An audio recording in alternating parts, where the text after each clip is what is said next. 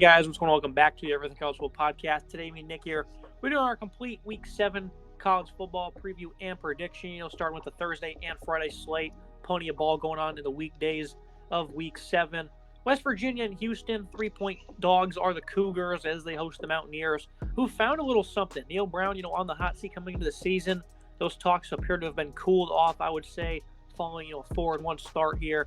2-0 in the conference. Garrett Green under center at quarterback. Hasn't been the most efficient at throwing the ball. He's still a threat with his legs, though, as is C.J. Donaldson in the backfield. Over 191 yards per game for this rushing attack. It's been great for West Virginia. And I think the biggest part about them, though, was their defense, because the offense hasn't exactly been scoring at a high clip. But this side of the ball's been great. Lee Kabogba, that linebacker, leads the way to 40 tackles. Beanie Bishop, the Minnesota transfer, has been phenomenal at corner. Sean Martin, Mike Lockhart. This is a defensive line that's really been getting after it this season. Have a handful of different guys getting involved for them, going against a good offensive line led by Patrick Paul. I'm going to take West Virginia to cover in this game. I think they have some good momentum right now. Defense has been strong going against a Houston offense. It's been pretty inconsistent. Donovan Smith hasn't always been the greatest of quarterbacks. Last 2 weeks, he's really gotten it going through the air, though. 294 against Sam Houston State, and 335 and 4 touchdowns in the loss against Texas Tech. Really playing some catch-up ball there. I'm going to take West Virginia to keep the momentum riding in this one, Nick. A more of a one-dimensional Houston offense, I would say. Not the strongest when it comes to running the ball. Weapons, pass catcher, their veterans. And then, of course, Paul at tackle. He's phenomenal, one of the nation's best. But I just don't think this is going to be a defense that's going to be up to the challenge, even though they do have good players like Nelson Caesar at defensive tackle. And then Malik Robinson, that is at linebacker. I think they're going to have a pretty solid day running the football against Houston. I think this will be another one of those low-scoring Big 12 games. But they got hammered on the ground against Texas Tech. A couple weeks before that against TCU, also gave up 200, well over 200 yards. They've just not been well this year against Power 5 opponents, Nick, running the ball, at least for the defense. I'm going to take West Virginia to win this game by more than 3 points. Despite ragging on West Virginia in the preseason, I do like this team. I think a lot of the guys on the roster are good, hardworking players. And, I thought Neil Brown was going to lose his job. You and I both said that. But he's really turned it around here. And, again, I was given a lot of negative comments to West Virginia, but I really do like the program, and I do like the atmosphere and the fans. I think they have a good roster. Just I thought the coaching was subpar. They lost to Penn State week 1, but they didn't look bad in that game. They looked okay in the Penn State game. Penn State backdoor covered very late in that game, but they were competitive. They looked good on the ground in that game, and since then they've rattled off 4 wins in a row, including beating 2 teams in Texas Tech and TCU the last 2 weeks that have beaten Houston this year. Houston, for their part, they lost to Rice in double overtime. Really were not competitive at all against TCU or Texas Tech. Like I said, 2 teams West Virginia have beaten.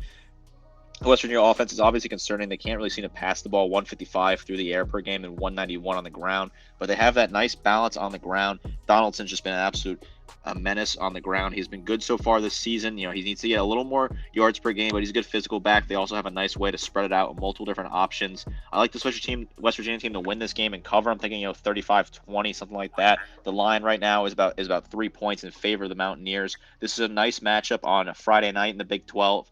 A big matchup here. This could be nice for West Virginia to go 5-1. I don't think anyone really had them anywhere near 5-1 through the first 6 games, but 5-1 for Neil Brown, pushing bowl eligibility. You would like to be where you are. If he makes a bowl game this year, I certainly think he keeps his job. Now looking ahead to Friday night, Tulane and Memphis, a Green Wave, 4.5-point favorites going on the road here to play the Tigers. This is a Tulane offense that's certainly putting about 30 points per game. Michael Pratt, they love having him back. 75% completion rating. 8 touchdowns, 1 pick. He's just so good for this football team, a veteran quarterback there. They've certainly been able to find some different pieces at running back. Mekhi Hughes has really been stepping up. But it certainly isn't the same explosiveness they had last season with Tajay Spears. Tulane offense, though, still has plenty of weapons and speed in the receiving core. Lawrence Keys, Jaquan Jackson, for example. These hasn't been productive this season. In the defense, though, they've been really stout against the run. Devon Deal, Patrick Jenkins, Darius Hodges, a phenomenal veteran. Cameron Hamilton, that is. They've been really good on this defensive line. They're going against the average Memphis offensive line. This is a really good offense for the Tigers, though. Seth Hennigan, 275 yards per game, 10 touchdowns, has 5 picks. I like his supporting cast. Rock Taylor, just shy of 400 yards, 27 receptions. Blake Watson, 3rd on the team in receiving yards, 2nd in receptions. He's also the leading rusher, almost 6 yards per carry, 455 yards, 6 touchdowns. It's just crazy that a team like Memphis, that's actually a good football team, is almost 5-point dogs at home, despite having some versatility of their own. Big test here for their defense, though. They did beat Boise State. That was the second game in a row they gave up 500-plus yards. Before that, to Missouri, they lost that one by 1 score. They were absolutely getting throttled by some balance, and the passing defense has not been great for Memphis, Nick. I'm going to pick on the cover in this game because they're at home. They're a good football team. Tulane, though, I think they have some big advantages through the air that they're going to exploit here against Memphis. But I like some of the weapons they have, like Watson and Hennigan, nice duo. And I think they're going to be able to keep this one close, but kind of shocking to see a line like this. Interesting matchup between two 4-1 teams who've only losses have come to SEC programs so far. Tulane lost to Ole Miss earlier in the season. Missouri beat Memphis in a close game. I believe that was in the Edward Jones Dome over there in St. Louis. It was a close matchup. Memphis barely lost. They're playing at home. Should be nice weather in Memphis. The line, like I said, 4.5. Very interesting line. I think it is kind of a bit of a trap line. I like Tulane to win this game and get the points here. I think it is definitely going to be a closer game. They're going to barely get it if they do cover it. I just think Tulane's offense is a really exciting offense that has good balance. That's not the hate at Memphis offense, because Memphis offense is better statistically on the ground on the season. Actually, they have 47 yards per game through the air more than Tulane has. I like Pratt a lot. He's locked in. He's focused. 8 touchdowns, 1 interception from Hennigan. I think he's a good quarterback as well. The 5 interceptions, though, obviously a bit of a concern. The turnovers have been a problem for him. This Tulane defense is really good against the run. 86 yards per game allowed on the ground. They're a little weak against the pass, so I certainly think Hennigan will go throw the ball a lot, trying to find Taylor through the air if they're going to want to beat this Tulane team. I think Tulane's going to win this matchup on Friday night. I'm going to give them the points as well, but it's a very intriguing matchup with 2 solid offenses and 2 really good quarterbacks that are veteran gunslingers leading their team with some talented running back room and some nice offensive weapons. And that'll be the primer for the big game on the night. Colorado and Stanford, 10 p.m. Eastern time. Deion Sanders has this team at 4-2, playing some nice football, at least winning football, that is. 123rd ranked defense for Stanford, 130th ranked for Colorado. 2 football teams that, even if one has 4 wins, really not all that great. Doesn't matter who Colorado's played this year. They've allowed 5 sacks. So put me down for 5 Stanford sacks, Nick. I think that's just going to be the assumption at this point in time. They've not been great themselves. Won against Hawaii in the season opener. Impressive effort there. They've lost 4 in a row, 3 in conference. One of those being the Sacramento State at home. This defense has just not been great one bit. But if they're going to be able to get 5 sacks, they got the people to get it done. Anthony Franklin, David Bailey, 2 pretty solid players there. Obviously, this is not a very deep team and, any capacity, especially on this side of the ball. So those are 2 guys that are going to look to, get going in this contest. For this offense, Troy Taylor, they've just not been all that great, which we expected.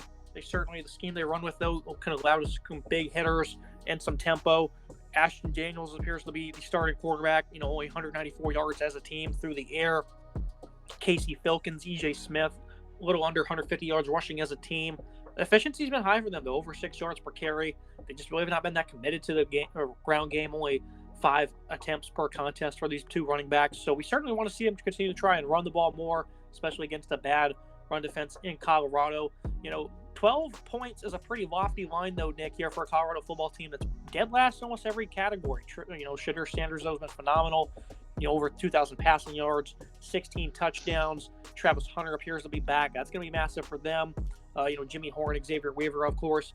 2 phenomenal receivers having big seasons for them, 39 and 43 receptions each. So everyone knows this team has a quarterback and a handful of wide receivers that can really make you pay. Amorian Miller is another player stepping up for them. Another freshman in Dylan Edwards. They have some nice versatility, but they can't run the ball. They can't block. They can surely air it out, though, Nick, and I think that might be the determining factor. I'm just not going to lay 12 points on this Colorado football team. On a Friday night, opportunity for Stanford to bounce back after a bye week. And this scheme, I think, is going to certainly open the door for some big plays, like they did against Hawaii. Obviously, again, it is the Rainbow Warriors, but that was unexpected. Me and you both had Hawaii in that game. Benjamin Yurosek is still a very talented tight end. They got a handful of other guys that want to try and get involved too. So this is not a great offense for Stanford, but Colorado's defense isn't great either, Nick. I think they can really attack them down the field and even underneath. That's really been a big focal point for attacking this defense, and I think they'll be able to cover the spread. Not sure if they'll win outright, but 12 is a lot to lay. To me, I think Colorado is going to cover the spread. I think 12 is a lot, but I think this offense, the one stat that really comes to me, right, is that Colorado has 337 yards per game through the air, and Stanford is allowing 305 yards per game through the air. That is a lot of yards to give up. I know Colorado is also giving up over 300 yards through the air, but the Colorado passing offense is 2 times as good as this Stanford passing offense. Yorsik's a great tight end, but they don't have any of the weapons really in the receiving room that Colorado has. When you're going bad defense against bad defense, I think the team with the better offense is the one that's going to get all the points for me. I think they have an opportunity here to score a lot of points at home on a Friday night. Stanford, they definitely stunned me a little bit beating Hawaii, and I think they would beat Hawaii week 1. Like you said, you and I both picked Hawaii in that one, but they've lost an FCS team at Sacramento State that their coach formerly coached at. Their coach's former team beat them. Not a great look at all for Stanford, and a tough rebuild out in Palo Alto. They got blown out by Oregon. They played Arizona close for their respect, right? They gave Arizona a game, who gave USC a game, so certainly there's something to take away there. Colorado, they scored some nice points against garbage time against USC. They looked competitive. They just beat Arizona on a walk-off field goal. I like Colorado, though, to be energized here. This should be a huge crowd. Tickets are pretty expensive for this game. Expecting a sellout crowd on a beautiful Friday night in Boulder. I think Colorado's going to get the points here and just absolutely run away with this one. I think it's going to be a lot through the air. Like you said, Sanders, 2,000 yards through the air, 16 touchdowns, 2 interceptions, and he returns Travis Hunter, hopefully hit one of his better targets at wide receiver, and also a fantastic defensive back. I like Colorado a lot in this one. They're going to run up the score. Now looking at the 12 p.m. slate to kick off Week 7, the top 3 teams in the country are in action.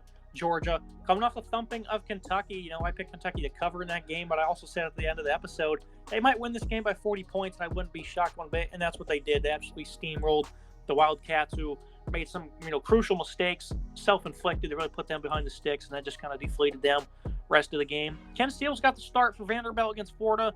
They lost that game 38-14, but he put up 280 and 2 touchdowns. Hasn't been too bad throwing the football. And they have weapons. Guys like Will Shepard, he continues to be great. 550 yards, 8 touchdowns. Jaden McGowan, a big-time player. No touchdowns this year, but he does have 300-plus yards. Landon Humphreys right there with 299. 25 yards per catch for him. Quincy Skinner, he hasn't been as involved. They got weapons, though, is what I'm trying to say here at wide receiver. Going against Georgia, who sometimes struggles in the secondary. I think the Bulldogs are going to win this one by a lot, though. They're going to cover. The line set around, 33 points or something in that nature. I mean, this is going to be too much, I think, for Vanderbilt. 31.5 is what I'm seeing now. The Bulldogs with some ideal balance. They're really starting to heat up. They're much better in the trenches last week. And then I think just, starting to utilize some more weapons as well in the passing game. Starting to unleash Beck, who started off that game completely on fire. They weren't even running the ball. They gave him the rock, and he delivered against the Wildcats. I'm going to pick UJ to cover, maybe a 45-3 type victory here. Do you see Vanderbilt covering in any scenario here in Nashville? No, I think this is going to be a UGA runaway here. I think they're going to get this 31.5. That's what I'm getting off from Caesars. I think they're going to blow them out. This offense for Georgia is a lot better than I think a lot of us thought it would be. 500 yards per game of total offense so far, 350 through the air passing. Carson Beck is getting better every single week, 1,800 yards passing, 11 touchdowns, 3 interceptions. Obviously, when you have a guy like Brock Bowers there, who's just a total freak show, incredible athlete, that really does help you out a lot. I thought Kentucky was going to cover as well. Kentucky, they really shot themselves in the foot. A lot of bad mistakes, bad penalties, a couple of drives where they were in the red zone and they got pushed out of the red zone just off of penalties and bad mistakes. Georgia finally waking up. I think that Kentucky win was their first real opportunity to show that, hey, we're back. We're defending that back-to-back national champions. We're here to stay. We're a very good team. We're a dominant team. Going to be probably a very pro-Georgia crowd in Nashville. It tends to always be that way. Those Georgia fans travel up there to Nashville. Don't blame them. Great city. I like Georgia to cover this game a lot here. I think 31.5. They should be able to get that. I'm thinking like a 40-point win, roughly. Something like that. I put down 56-10 on my score sheet, so a 46-point win. I think it's going to be a UGA all day. And then playing at the same time, number 2 ranked Michigan Wolverines going against Indiana, 33.5-point line at home. Michigan, they're also starting to kick in the high gear. Absolutely just completely steamrolled Minnesota on the road, a game that you typically would have probably talked about, but the Golden Gophers have just been such a disappointment that nobody said a word about it, and at the end of the day, it was a massive lopsided score. The Hoosiers, they have almost 30 years, I think. I didn't even check, but it's a long losing streak to Michigan. They've played them very tough in spurts before, and this defense, I think, is a little bit better than people will probably accept. I know they're not great, but, less than 500 yards in the last 3 games. I did give up 400-plus in those contests, and they haven't exactly been great in any facet. They've just been playing tougher, more energetic ball. They've not given up despite the 1-4 record. The only win, or they have 2 wins against Indiana. I'm sorry, not 1-4, 2-3, that is. They beat Akron by 2 points there. And the defense, I think they're just a little bit tougher than they probably should be. Andre Carter's been terrific coming over. I think it was from Miami of Ohio. Aaron Casey at linebacker. This guy plays with so much heart and energy. Productive player for them at linebacker. I just think they're going to play a little bit tougher in this game. I think they're going to slow down the contest. Michigan, they're going to want to run the ball I think they'll have success doing that, but it's not going to be easy early on, I don't think. This defense for Michigan's phenomenal, though. 6.7 points per game. Indiana, they're not going to have much for them. Taven Jackson, that quarterback hasn't been great. Brandon Sorsby as well. You remember that Ohio State game they went in there? They just wanted to run the ball with their quarterbacks, keep the game low scoring, try to grind it out. I think that's what you're going to see here, Nick, which is going to make 33.5 very tough to achieve. So I think Michigan, they're obviously going to win this one by, I think, about maybe 28 points or so, maybe even less than that. Blake Corum, 494 and 10 touchdowns. Michigan really hasn't had anyone else step up in the backfield. Donovan Edwards has been completely quiet through the first 6 games. So Michigan, I don't think they're going to completely knock the Hoosiers out of this one. Again, I think the approach from Indiana and Tom Allen's going to be to try and grind this one out. And I think that's what they're going to do. I'm going to take Indiana to cover in this one, and I feel pretty confident in them doing that. Certainly a tough task for Indiana here, traveling to the Big House. Michigan, for what it's worth, has not been great on covering the spread. They didn't cover the spread against Rutgers. I believe they didn't cover the spread against Bowling Green as well. The last 2 weeks, they got better covering against Nebraska and Minnesota, really handling Nebraska and Minnesota, giving up 17 total points over the last 2 games. You want to look back forward. I mean, this defense is just fantastic. The amount of points they've given up is just a very low number, 7, 6, 7, 7, 10. Just an incredible defense top to bottom. They're allowing 233 yards per game, 90 yards per game on the ground. I think they're going to cover. I think it's going to be close. I think they will cover. I don't feel confident about it. But they get a home or a raucous crowd. Indiana team that's going to struggle. They can't really run the ball against the Michigan defense, in my opinion. They'll be able to stop them. Lucas is a good running back.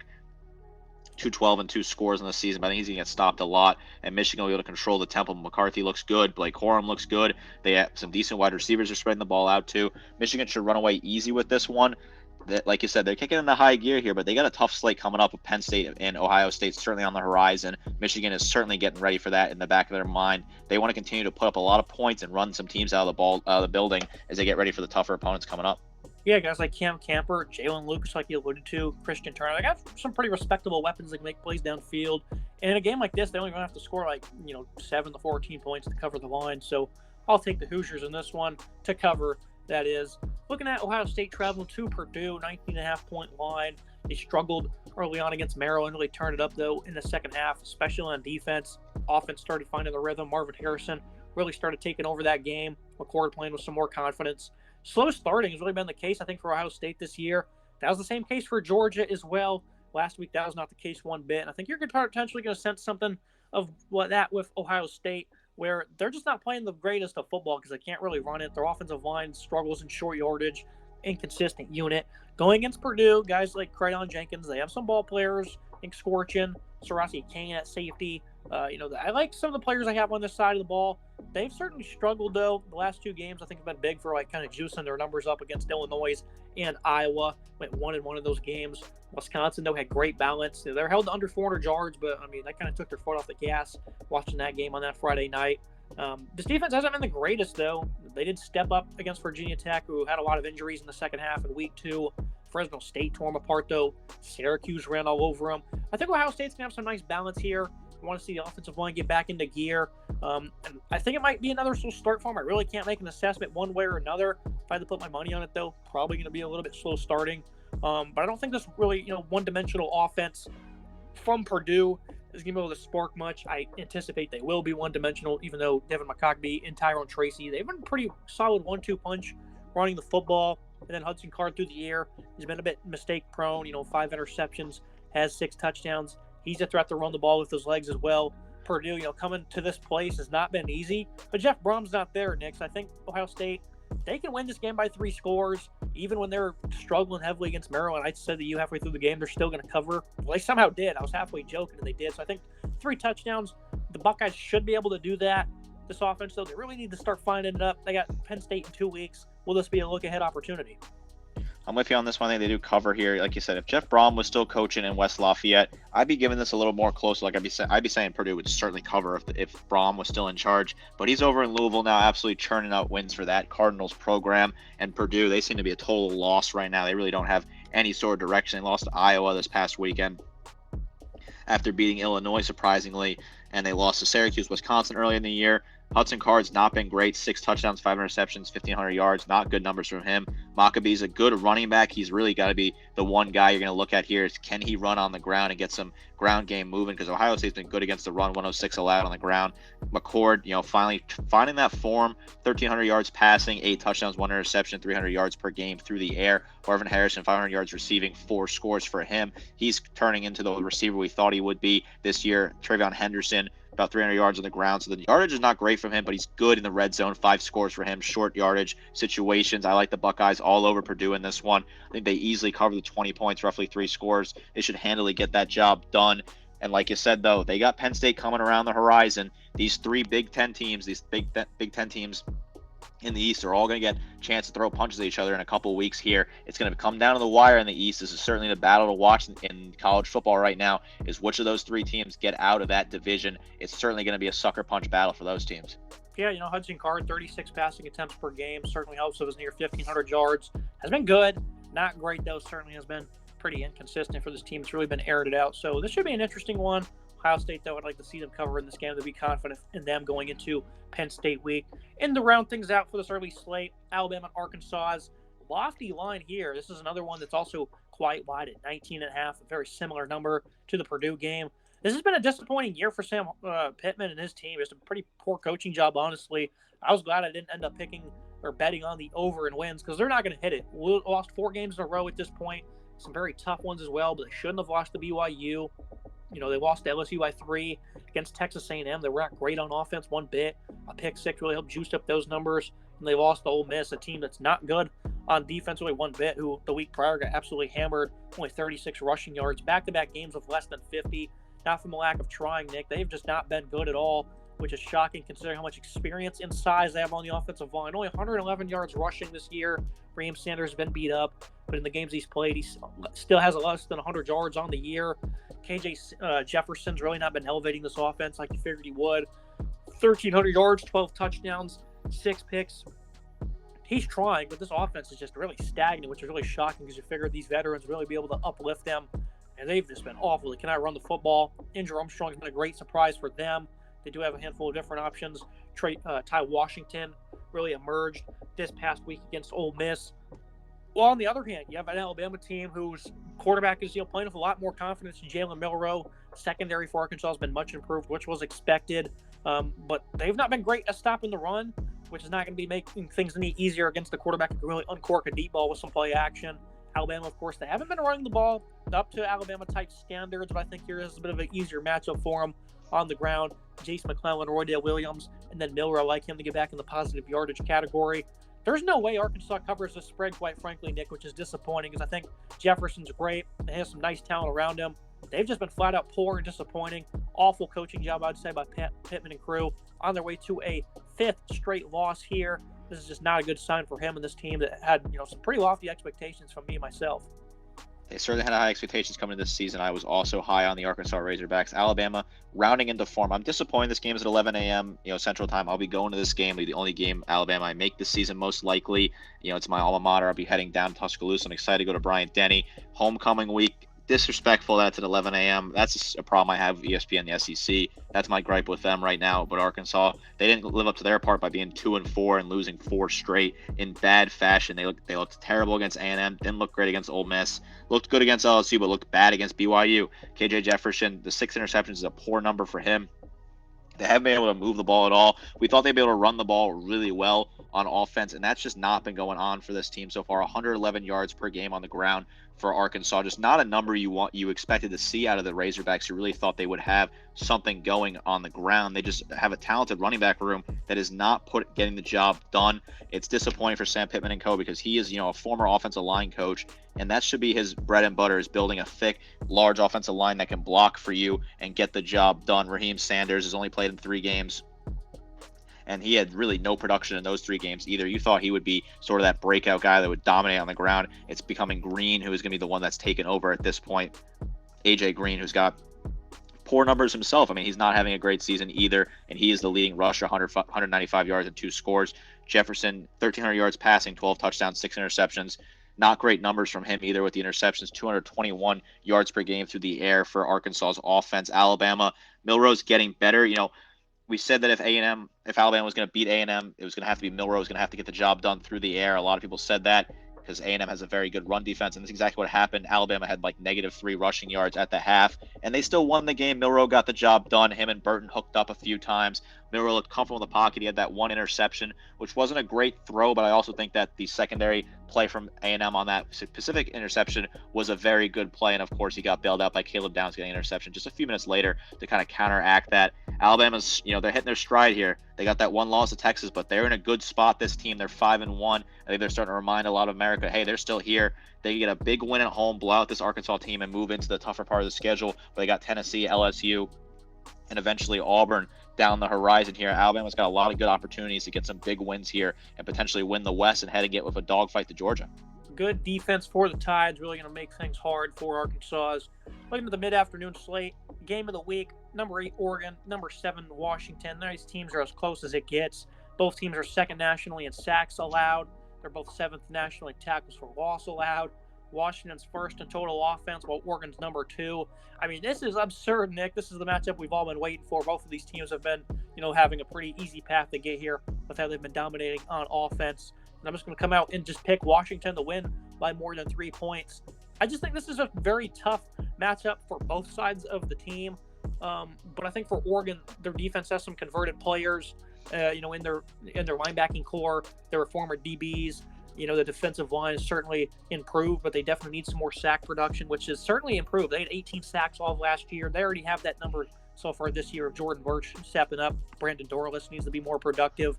Washington, their pass rush has not been great, really, despite having talent. They only have 6 sacks. I like to see guys like Udafon, Ulafashio, Zion, Tupola. These guys can step up and be better. Carson Bruner's been good at linebacker. I think this is going to be an interesting challenge for the secondary that I certainly have concerns about, especially at the outside corner positions. Jamar Mohammed's really going to have to lead them. Braylon Trice, a guy who's not been really productive, as one of the better edges in the country. Expect some of these guys to step up against a great offensive line. Washington, though, they have 2 bookend tackles. Roger Rosengarten, Troy Fatuna for them. They've been phenomenal. Michael Penix, I just think, is going to have clean pockets all day. The lack of depth at edge, I think, will burn Oregon. Penix, 2,000 yards passing, 16 touchdowns. The speed they have a receiver. Jalen McMillan should be back. Jalen Polk, Romo Duns. These guys are going to have plenty of opportunities to cook. This is a very fun offense to watch. I think Washington will win this game, which is just hard to pick because of the lack of pass rush. But I just think they're going to have too many opportunities on offense. I think they'll make the most out of what they have with their 2 tackles. Again, against a lackluster bit of pass rush. They're playing a very good secondary, though. Guys like Evan Williams, Kyrie Jackson transferring over, Tasheem Johnson. They've been really great for the Ducks. I'm going to stick with the home team in this one game, Nick. This is a game that's, again, very closely contested. These rosters are very close side by side. When I did my in-depth breakdown, I had a lot of these things even, I think, at 3 or 4 different positions. I'm going to take the Huskies to win this one, though. Could go either way. Wouldn't be shocked. I'll probably just stay away from it overall. Sticking with the Huskies, though. I've been torn all week, and I had Oregon at one point earlier in the week. I flipped it back to Washington. I'm going to stick with Washington now, I think. This is a tough one to pick. I mean, these teams are just so fantastic. This is really the matchup you've been waiting for. Like you said, these are 2 teams that they can go punch for punch in every single regard. There's so much talent on both these teams' rosters. They're so fun to watch, especially on offense. I mean, Bo Nix has really reignited his career out in Eugene. That move for him, one of the best moves that I've seen in college football for a player heading from one school to another, just done wonders for him. 1,450 yards passing, 15 touchdowns, 1 interception. Great on the ground as well. Penix Jr., probably the Heisman frontrunner right now. He's certainly my Heisman frontrunner. 2,000 yards passing, 16 touchdowns, 2 interceptions. Just looks composed the entire time. He looks like he is ready to rock and roll every single game. O'Duns is playing fantastic for Washington, 600 yards receiving, 4 touchdowns. Johnson on the ground for Washington, 240 and 4 carries. Bucky Irving, 400 yards, 4 touchdowns for him as well. So they're a good balance there. I think the key stat, Washington just is a little bit better through the air. They got 446 yards per game through the air compared to 330 for Oregon. But Oregon, they double them up on the ground, right? They got 127 and Washington has 123 yards. I like Washington here. I think at home it'll be a ruckus crowd. It wouldn't surprise me, though, if Oregon comes out and wins this game outright. I like Washington with the points right now. But this is a tough one. I change my mind every minute with this one. As close as you're going to get in a contest we've seen so far this season. And now looking at the same time on CBS, Texas A&M traveling to Tennessee, 3.5-point line in favor of the Volunteers. This Tennessee offense has certainly found some better rhythm. They just don't seem as explosive as in years past. 238 rushing, 239 passing in South Carolina. Very optimal balance there from them. Joe Milton starting to play a little bit better football. They're just not the same, though. This guy certainly really hasn't improved like we kind of figured he would. 1,100 yards, 9 touchdowns, 3 interceptions. I mean, all year long, he's really been missing some balls. He had 2 picks and only 1 touchdown against South Carolina. Only completed 58% in the 2 games before that. Virginia, he completed 70% in the season opener. Left a lot on the table, though, in terms of making plays downfield. I mean, this is a guy I think to really reach the ceiling, it seems, at this point. Plenty of season left, though, especially when you have guys like Squirrel White, Romeo Keaton, Brew McCoy needs to step up his production. Dante Thornton, only 7 receptions. I'm just not really happy with this Tennessee football team. I do love the 3-headed monster and Wright, Small, and Sampson in the backfield. 13 touchdowns, 231 rushing. About an offensive line that's been really good. I just think the Aggies are going to be scrappy in the trenches. They have been the last 2 weeks against some pretty optimal, you'd think, good rushing attacks, even though they've been pretty poor. 42 yards against Arkansas, 23 for Bama. I mean, the most they've allowed this year was 144 to Auburn. And they had, plenty of rushing attempts to try and crack through, and they just weren't able to. I mean, this has been a very good run defense for A&M this year. I think that you got Edgar and Cooper playing elite football. Walter Nolan's really stepping up at defensive tackle. Other guys like Shamar Turner, Fadil Diggs. I mean, I think this defensive line, I said it before the Bama game, they are here. They did their part against the Tide, I'd say, for the most part. Weren't able to find some pass rush that really, didn't help their secondary, really. I just think they're going to hold this run game for this offense in check by Tennessee, and they can't do much when that happens. They like to move fast. It starts with this run game. That's how that Tennessee offense is deadly and scary. And I think this defensive line, they're just going to own this game. It's going to make Joe Milton have to win it through the air. I don't have confidence in them being able to do so. I'm going to take Max Johnson to make some good throws to some nice receivers who can really work in some space that the Volunteers secondary will give you. Anaya Smith, Evan Stewart, even Moose Muhammad, Noah Thomas maybe even. I think that the Aggies are going to win this one by a couple of points here. This is too good of a football team to drop a third game this year, Nick. I think they'll showcase some solid balance as well, even though Tennessee, they're pretty good in their own right, especially on defense this year. They've not been tested really at all. The most yards they've allowed was 349 against Florida, who really only had 1 good quarter on them. So I think this is going to be an interesting game. Aaron Beasley, terrific. James Pierce, Tyler Barron, they have some guys. Amari Thomas as well. They can really step up against the run. I'm taking Texas A&M in this defensive line to win this game, though, Nick. I just don't really have that much faith in Milton having to, carry this offense by himself, even at home. I certainly think all signs are pointing towards picking A&M. I am going to pick Tennessee. This one, another one where I'm kind of on the fence on. I'm going to pick Tennessee here because I think the crowd at Neyland's going to be rocking. I think Milton will have a good day. He hasn't really had that great of a season. He's been kind of a liability for this team. I think they are looking ahead to Alabama as well. I think they got Alabama the next week. I think it's going to be a tough matchup for Tennessee. They're going to lose that game in Bryant-Denny. I think they're going to have a tough time in that matchup. I think they're going to win this game against A&M. I don't really have a perfect reason for picking them. I just think that at home at Neyland, it's going to be rocking, tough crowd. I like their offense so far this season, 466 yards through the air. They've been great on the ground. 231 on the ground is a lot more than you thought you'd see out of Tennessee. But that's the big matchup, right? They got 231 average per game on the ground. A&M's allowing 84 yards per game on the ground. A&M, they held Alabama in check on the ground. They've held other teams in check, Arkansas, Auburn on the ground. I think Tennessee's going to be the one team that finally breaks through and has a good game on the ground. I think Wright's going to have a good day and find some nice carries here, and that's going to lead Tennessee to a close victory over A&M. Wouldn't be surprised if the Aggies win this one. Certainly a toss-up. I feel like they might be a little bit rattled after what happened on Saturday in College Station. Jimbo is certainly question marks about his coaching decisions in that game against Alabama. I like Tennessee here. I don't really have a perfect reason for it, but I like Tennessee here at home. Now looking at Oklahoma State hosting Kansas. Last week I was probably the only person that picked on the cover against Kansas State. It just seemed like perfect timing to do so. They completely owned that game, really found something on the ground of Ollie Gordon. Alan Bowman was playing some nice conceded football. Still only completing 53% with 3 picks. He only completed about 54% last week with 235, but they were able to convert and stay on the field. That was good for them, starting to improve a little bit on that side of the ball. And I think the defense is a little bit better than even I thought it would be. They weren't all that great, though, against games like South Alabama and Iowa State. But they've been on the field a lot against Kansas State, though. They're on the field a lot there, too. They stepped up and made a lot of plays. Certainly aren't all that great against the run. So I certainly think it's going to be more of a shootout because this Jayhawk defense, they've really struggled against the run. I mean, Texas a couple weeks ago just absolutely jammed them up. UCF, they covered them up very well. But I think the Oklahoma State offense here, they're going to be able to show some optimal balance, and I think the defense will step up a little bit. So I'm going to pick a shootout here. I don't know really where to lean. I'm probably going to pick Kansas just to cover, even though I think this will be a close contest. I'm not sure what the total is, but I'd probably lean that way. I think Devin Neal and Daniel Highshaw, this has been a great backfield duo for them. They've done a great job. 16 rushing touchdowns as a team, 232 per contest. Jalen Daniels appears to be out again, but Jason Bean's a good quarterback, very similar skill set, not quite the same, type of playmaker. This is a very, confident, formidable quarterback, though, so that's not an excuse regardless for Kansas. -3. I'm going to pick them to win here on the road after, winning some nice coin last week on the Cowboys. I think this will be a nice game, though. Pretty good shootout. I think there'll be some nice highlights to be, heard from this one. 57.5 is the total. Go ahead and hammer the over. Yeah, I'm going to hammer the over as well. I think Kansas is going to win this game. I'm thinking, a 42-35 sort of type score here for Kansas. I like to see them win this one big time and get to cover the points as well. I like what they can do on the ground. Fantastic offense on the ground, 232 on the ground so far this season. The defenses here are very balanced. There wasn't a few yards of each other.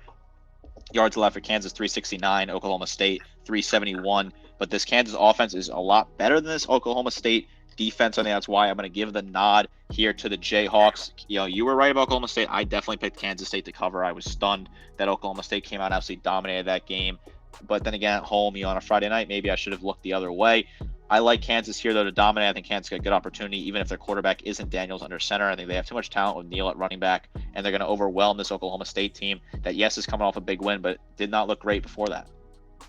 And then 3:30 on SEC Network, Florida going on the road to play South Carolina. Gamecocks 2-point favorites.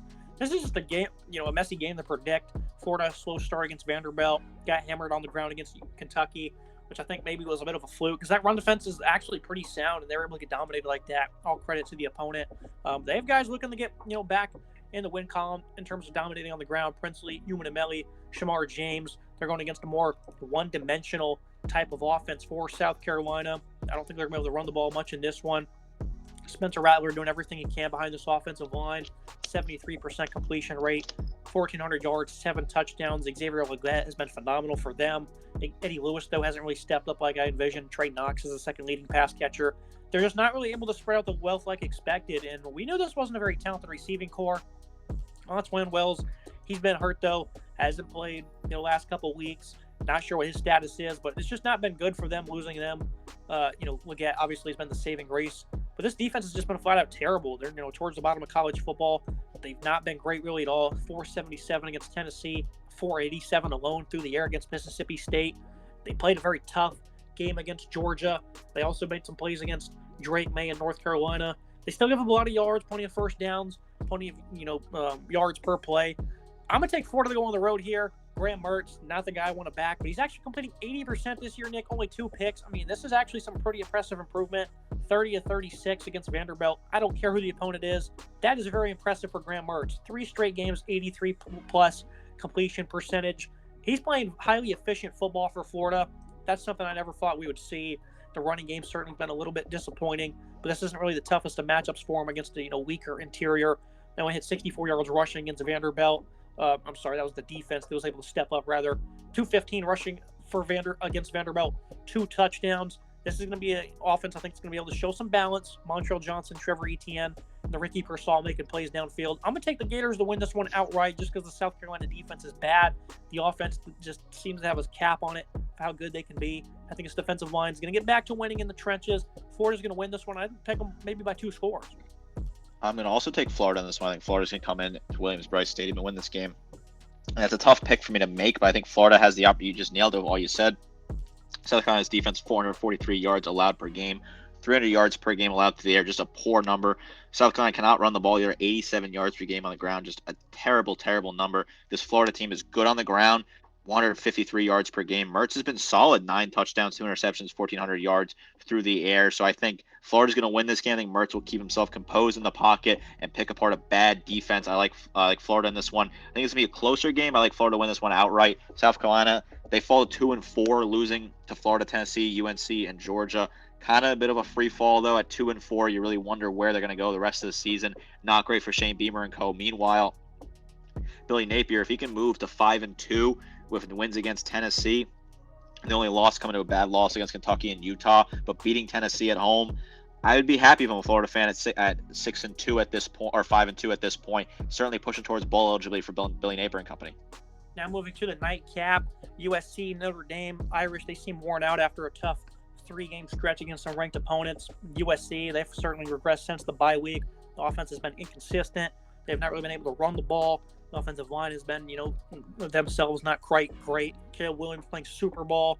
The speed for USC, something they're going to look to try to exploit downfield. Notre Dame, they didn't really face the same speed yet this year. Ohio State, they have more talent, but I don't think they have, in terms of depth, as much speed as USC. Louisville, they have some speed as well, but they didn't really try to exploit it downfield as much, playing a more conservative game in that one. And that's something I think they can certainly look to try and beat up on Notre Dame. And then the defense, condensed formations for the Irish, trying to run the ball. They've not been great really the last 3 weeks running the ball. They had that great third quarter against the Buckeyes. That was really it. Some big runs from Estime against Duke, and they're held to under 50 yards against Louisville this past week. And obviously USC, their defense just seems to be worse. They're not great, but they are third nationally in sacks, first nationally in tackles for loss. Jamil Muhammad, Solomon Burks, very good edge rushers.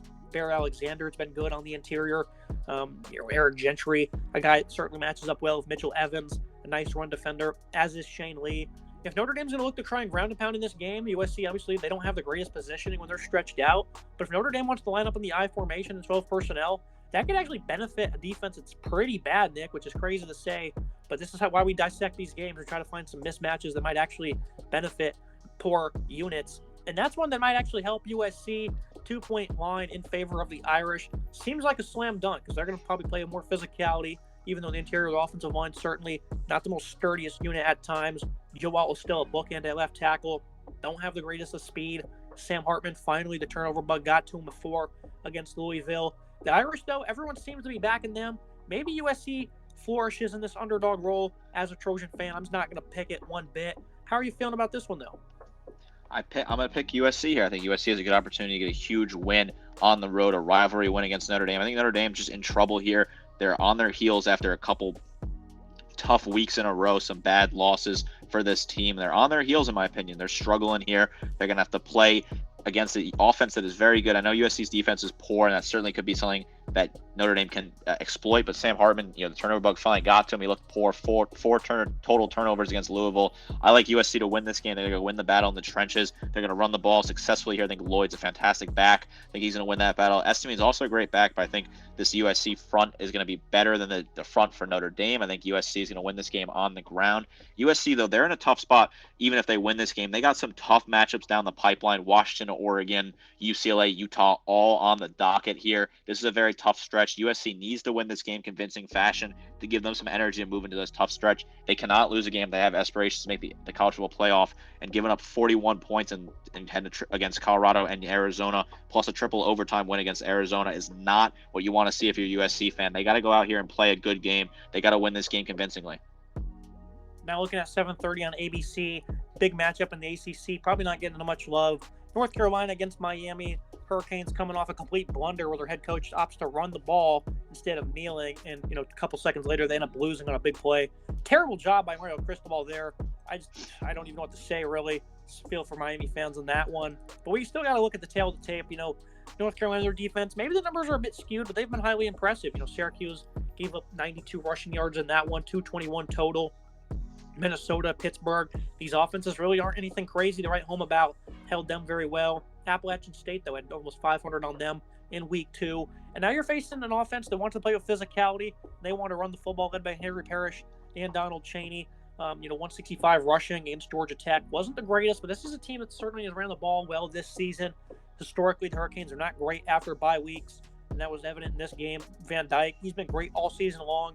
Turns around against Georgia Tech. Those 3 bad interceptions, had 288. Still made some plays downfield. Ultimately, though, he helped cost his team as well.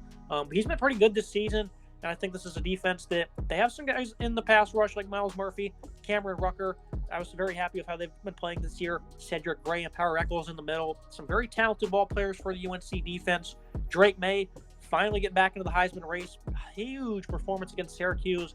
442 passing and 3 touchdowns, another 55 and a score on the ground. And I think Miami, this is still a great team in the trenches. I think they have some nice weapons. This passing attack has really shown some nice growth. Xavier Restrepo, Jacoby George, Colby Young. I really think this is still a good football team, Nick. Mario Cristobal, though, costed his football team last week, as did the quarterback, I would say. not complete blame on him. Don't put yourself in that position as 20-point favorites. Cristobal, I think, is getting a little bit too much heat this week, Nick, but this is still a good football coach. I think he's going to remind people this week, and I think they're going to win outright against a good North Carolina team. It's really clicking.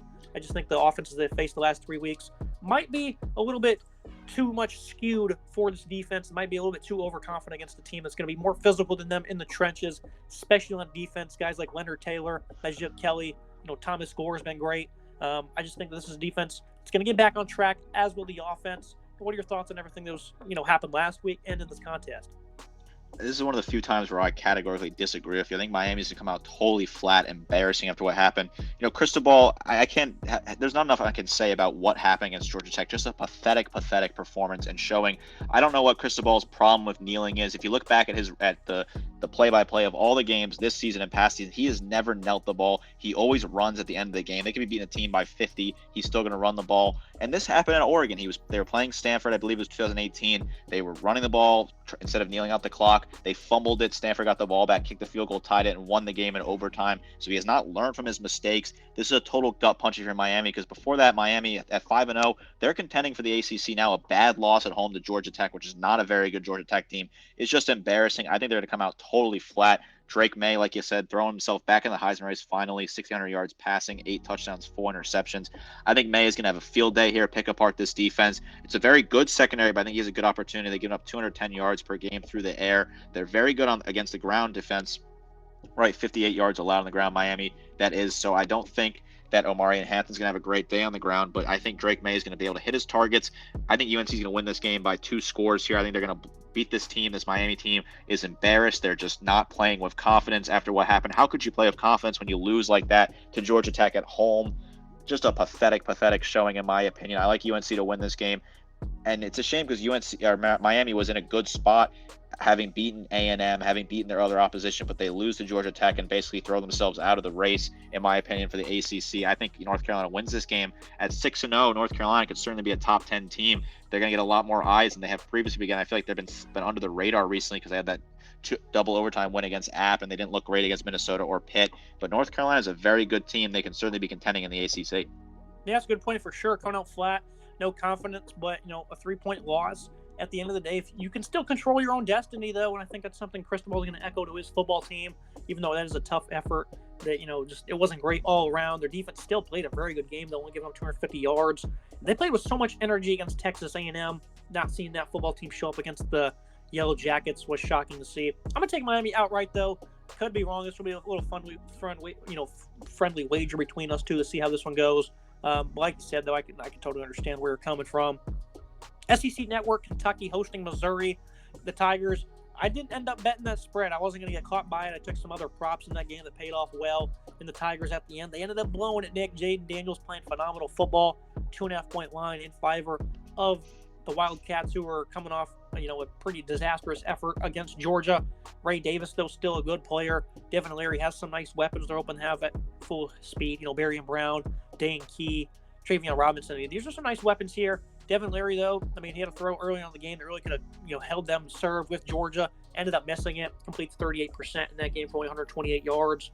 He's just not been very good for Kentucky, and he says it each week. He needs to be better. How many times can you say it before you actually play better with Devin Leary, who certainly doesn't look to be the same quarterback as he was at NC State? He looked good against Akron. That was really it. 4 touchdowns against Eastern Kentucky. He's not been cutting it against these SEC opponents though this year, Nick, and they're not even good ones either. Vanderbilt, Florida's not really exactly an elite team at the moment. Only had 69 yards there. Home here against Missouri, who that's disappointing what happened to them with LSU. But this is a team that has plenty of weapons themselves. Luther Burton leading the nation in receiving yards. Cody Schrader's a really good back. Brady Cook's playing some good football. Had that interception late to seal the deal. That was unfortunate. Had his back against the wall, completing 72%. I want to take Kentucky to bounce back here with some nice balance. 2.5-point line. I do think this defense is certainly good, especially in the secondary. But they're going to look the ground and pound. They gave up 274 rushing against LSU. I thought they'd have more of a field day through the air. But no, they kept it on the ground, had much confidence in running the football. They were able to do that with some nice ease, which is very uncharacteristic for this run defense. But I'm going to take this offensive line to bounce back for Kentucky. And I think the front seven as well is going to play a pretty sound contest. I don't know how they're going to cover Luther Burden. They probably won't. But I think in terms of forcing Missouri to be one-dimensional, they're going to go ahead and do that. I'll pick them to win by 2.5. not by much. But yeah, I'll go ahead and lean with the Wildcats. I'm going to take the Wildcats as well in a close game. Missouri, that's a gut punch for them. They had a great opportunity to beat a down-and-out LSU team. They looked like they were going to win that game. Brady Cook looked good for his part. That bad interception again, I'm not going to blame him entirely. Like you said, his back is against the wall, just trying to make something out of nothing there. Feel bad for Tigers fans. They had a big opportunity to beat LSU, and it would have been a signature win for Eli Drinkwitz, a huge win at home. Kentucky, they had a big opportunity to get a big win against Georgia as well. They totally fell flat. They just struggled. They shot themselves in the foot, like I said earlier in the episode. I like them at home, though. I think they're going to have a good, energized crowd at Kroger Field. Kentucky, though, even with the loss to Georgia, they're still a very good team. They're 5-1, still a top 25 team. They kind of control themselves and put themselves in the spot where they could be the second-best team in the East. They certainly can't win the East now, but they could be that number 2 team in the East, and I think that's a good spot to be if you're Kentucky fans. You won't be too mad about that. Great defense on the ground, getting up 92 yards per game on the ground. Pretty good offense as well overall, 360 yards per game. Missouri's offense is better. Brady Cook's having a great season, not getting enough love in my opinion. 1,800 yards, 13 touchdowns, 2 interceptions, 322 yards per game through the air. I do like Kentucky in this one. I think it's going to be a close one. I also am worried that I don't know if they're going to be able to cover Burden. I am worried about that as well, but I think they're going to find a way to get the job done. I like Kentucky at home here to get a nice bounce back win and try to move to that second spot in the East. They kind of control their own destiny to get to that. It's them and Tennessee and Missouri all kind of battling for that number 2 spot in the division. Looking at a top 20 matchup, getting an underrated look here on Fox between Pac-12 teams. UCLA, their defensive line is coming into the year is one of the nation's better units, and they've flat out proved that. They've not cracked one bit against the run. Absolutely ate up a terrible Washington State offensive line. Laiatu Latu, Gabriel Murphy, Grayson Murphy's been great. Darius Mosala, linebacker, has been very sound. These guys have been playing very good football, really having the carry in offense. It's trying to break in a freshman quarterback. 102 yards rushing against Utah. This is the most they've allowed all year. That was on 48 carries. Obviously, the quality of offenses they've played hasn't been the toughest, but they've played 2 ranked opponents in a row now. Didn't give up much to Washington State because they're really able to abuse that offensive line, force Cameron Ward into some bad mistakes. But this is still going to be tough here. Dante Moore, freshman quarterback, has made his own mistakes, 53%, 4 picks, has 9 touchdowns. But this is a tough spot for him. He went against Utah, who didn't have a quarterback one bit, only put up 7 points.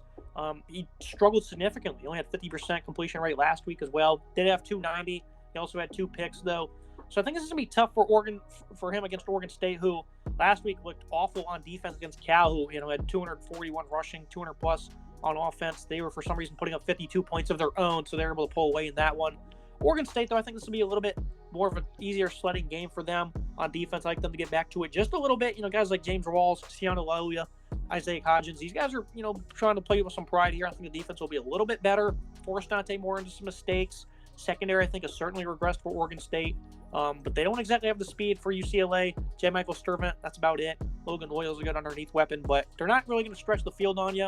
And I think Carson Steele, TJ Harden, these guys are looking to be strong on the ground, 200 rushing yards on the season. I think they'll have some mild success, but I'm going to back DJ Uyunglele, 13 touchdowns this year. He's really been utilizing some of his pass catchers well. Cialis Bolden's having a big year. Anthony Gold as well. I'm not sure if they're going to be able to run the ball. This is a good offensive line for them, though, so they should be able to be in that 100 to 150 yards rushing range with Deshaun Fenwick and Damian Martinez. I'll take Oregon State to cover in this game, Nick, but it's certainly been a weird path this year for Oregon State to get to the record they're at. I'll take Oregon State to cover as well. Like you said, it has been a weird path. They lost to Washington State, who UCLA beat. Kind of a weird sort of path there. They gave a lot of points to Cal, 40 points, a lot to give up to that Cal team. They stuffed Utah, really were struggling as well. I like Oregon State here. Dante Moore is having a good season for UCLA. He's getting better, almost 1,200 yards passing, 9 touchdowns, 4 interceptions. DJ is looking better in Oregon State, looking revived out there as well. 1,300 yards, 13 touchdowns, 4 interceptions. I'm going to take the team that's better on the ground in this situation because the weather is not looking great, 65 and rainy out there in Corvallis, so it's going to be a tough, kind of sloppy game. I'm going to take the team that's better on the ground. I think Oregon State's better. UCLA's run defense is fantastic. They have a great front seven, 64 yards per game given up, but Oregon State's only given up 96 yards per game as well. So these are 2 very good defensive teams against the run. I just think Damian Martinez is a better back than what they have at UCLA. I like Martinez to break out this game and have some nice yards on the ground, 586 yards for him and 3 touchdowns for this team. This offense is good. They're flying at this point. I like this offense a lot. I'll take Oregon State here with the points as well. Yeah, it'll be a fun matchup to watch. Guys like Talise Fuaga, Jake Levengood, Joshua Gray up front against that strong UCLA D line. It's going to be a fun matchup here. But like we talked about a few weeks ago, actually last week, Talking about if UCLA beat Washington State, that's really going to set things up pretty poorly for the Pac-12. If they win this game as well, all hell is going to break loose, really, because they're on their path to beating each other up. It's just not what the Pac wants to see in their final year if they want to make the playoff. It certainly isn't good for the Pac-12 if they start to beat each other up, because Oregon and Washington got to play each other. USC's got to play Washington, Oregon in the future as well. These teams are all just beating each other up and really sort of putting themselves in a tough spot. Someone's got to come out and win it, and just win it straight up and have no loss if they want to go to the playoffs. You're not going to get a one-loss Pac-12 playoff team, in my opinion. I think it's just going to be too tough of the resume when you compare it all said and done. If someone's going to go to the playoff from the Pac, they got to go run the table to do it.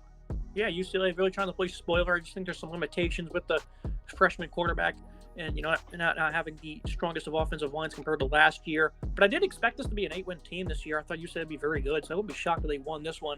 But you certainly do not want UCLA to continue to shake things up if you're looking for the Pac to make the playoffs. It's going to be up for today's episode, Nick. Long one here, but I appreciate you joining me. Big week 7 on the docket. A lot of underrated matchups, including the one we just talked about. Huge week 7, a lot of stuff. A lot of teams, these got to start making some moves here if they want to be involved in postseason play. They got some big opportunities, some big SEC, some big Pac-12, some big Big Ten opportunities this week. A great slate of games. Make sure you guys like, comment, subscribe. See you next time. Oh, geez.